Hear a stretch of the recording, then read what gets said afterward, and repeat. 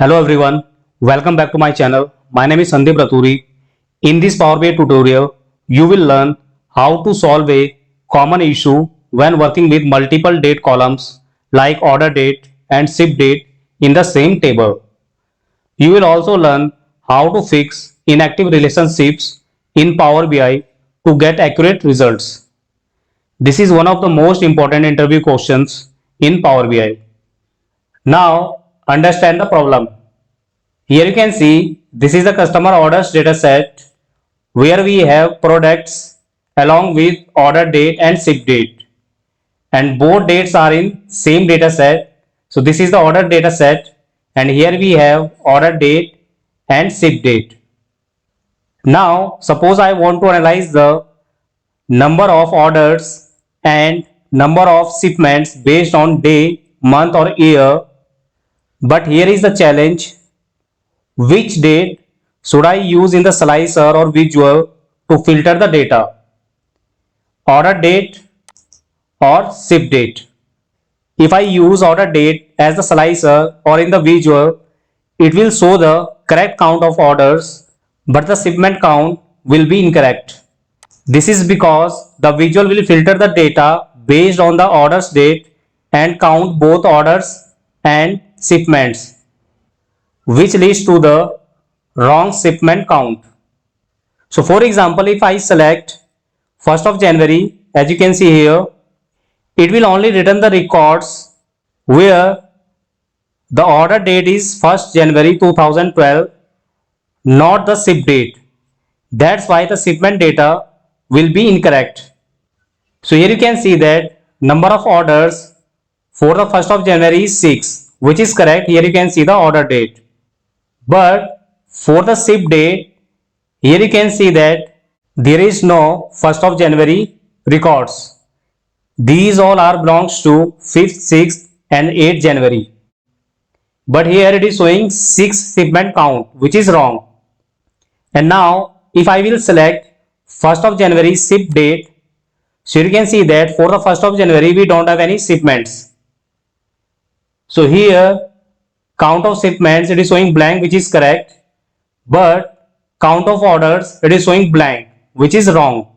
For the 1st of January we have 6 orders, which I showed you earlier. So if I will select ship date, so it will return the correct result for the shipments, and if I will select order date, so it will only return the correct result for the orders, not for the shipment. So let's change the date. I select 5th January in the shipment date. So for the 5th of January, here you can see we have 2 shipments on the 5th of January. And here it is showing the count of orders 2. Now let's check the orders count for the 5th of January. Reset the ship date and from the order date select 5th of January. So you can see here for the 5th of January we have 7 orders count, but it was showing 2 orders count for the 5th of January when we select ship date. So I hope you now understand the problem. Now let's talk about the solution. Now understand the solution. First, create a common calendar table. After that, we will establish relationships between both order date and ship date columns and the calendar table. And then we will activate the inactive relationship using the use relationship DAX function. Now let's create the calendar table. Go to the modeling tab and select write a DAX expression to create a new table. And here we will write the DAX code for the calendar table. In one of my previous videos, I explained in detail how to create both calendar and Calendarauto tables, including the difference between static and dynamic calendar tables.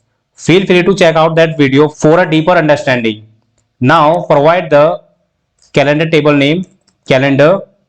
You can provide any name, and after that we will use calendar DAX function, and here we have to pass start date and end date. So in the start date, I will take min date from the orders data set, order date column, and max date from the orders data set, ship date.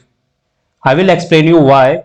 Now close the bracket and click on commit.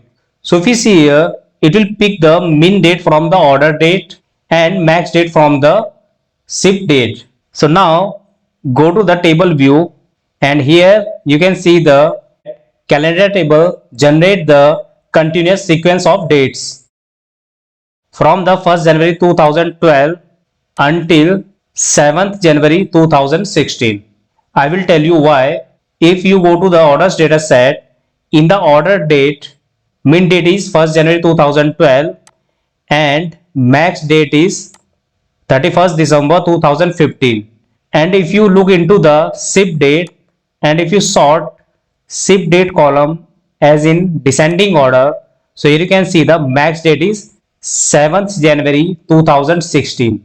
So that's the reason in the calendar table I provided min date from the order date and max date from the ship date, because I don't want to miss any dates. So now in the calendar table we have combination of order date and ship date. So for an example, let's suppose one order came on 31st December 2015 and we shipped that order on 1st January 2016. And here if we will generate the calendar table based on order date column, so in that scenario we will miss the 1st January 2016 ship date.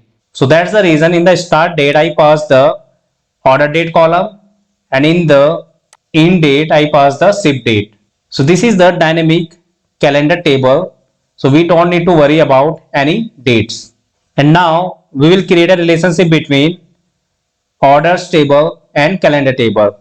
So first, from the orders table we will create relationship between orders date and calendar date and click on save. And next we will create one more relationship between ship date column and calendar date column. Again click on save. But here comes another challenge. Relationship between order date and calendar table date column is active.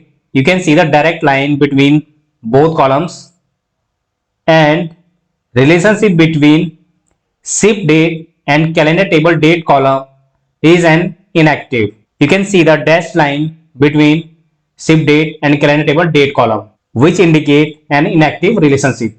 Now understand why this happen. Because Power BI does not allow more than one active relationship between two tables at the same time. So you will notice that one of the relationships will automatically be set as inactive. Now the question is, how can we use both relationships to get accurate counts for orders and shipments? Don't worry, it is very simple. We will handle this using the use relationship function in DAX. Now we will create a DAX for the count the number of shipments. So for that, right click on the orders dataset, click on new measure, and here provide the measure name total shipments, and here we will use calculate DAX function, and then we will use count rows from the orders dataset, and then we will use relationship to activate the inactive relationship between ship date and calendar table date column.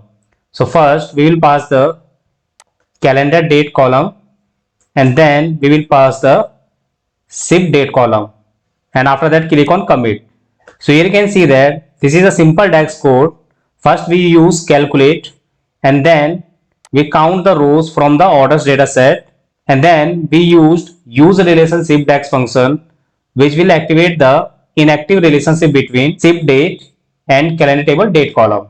Now add one matrix visual in the report page to test the result of DAX function, and here in the row section now we will use the calendar date, because calendar table contains the common dates for the order date and ship date.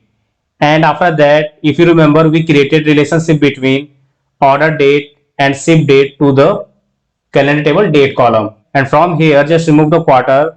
I am only interested to see the counts day wise, month wise and year wise. And in the value section, first drag the order date column and then right click and select the count.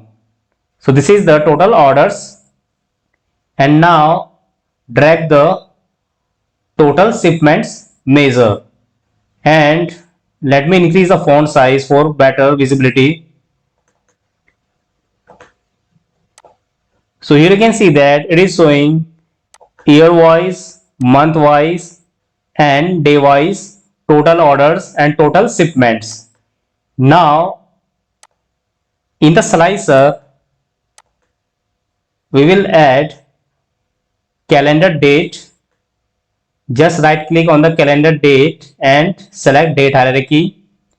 Remove the quarter from here, and after that just expand the slicer, and here first we will select the January 1st. So you can see here for the January 1st it is showing 6 orders and shipment is 0, because in the January 1st we don't have any shipments, we have only 6 orders. And if you select 5th of January, so here you can see that for the 5th of January it is showing total 7 orders and shipment is 2. So if you remember, when we checked here for the 5th of January, so let's select 5th of January 2012. So you can see here we have 7 orders. You can count here. And now let's check the shipment for the 5th January. So you can see here for the 5th of January we have only 2 shipment. And now checked here. So you can see here for the 5th of January it is showing 7 order and 2 shipments. So now it is showing the correct result.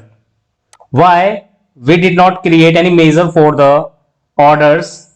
Because if you remember, between the order date and calendar date we have direct relationship, or we can say active relationship. So that's the reason we don't need to create any DAX code to count the number of orders. So we simply drag the column in the matrix visual, and after that we just right click and we select the count. And for the shipments, here you can see that we have inactive relationship. So that's the reason we used use relationship DAX code to active the relationship between both tables. And then we used count rows to count the number of shipments.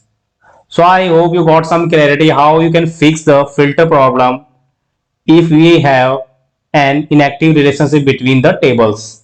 That's all for this video. If you like the video, please like, share, comment and subscribe to the channel for more videos. Thank you.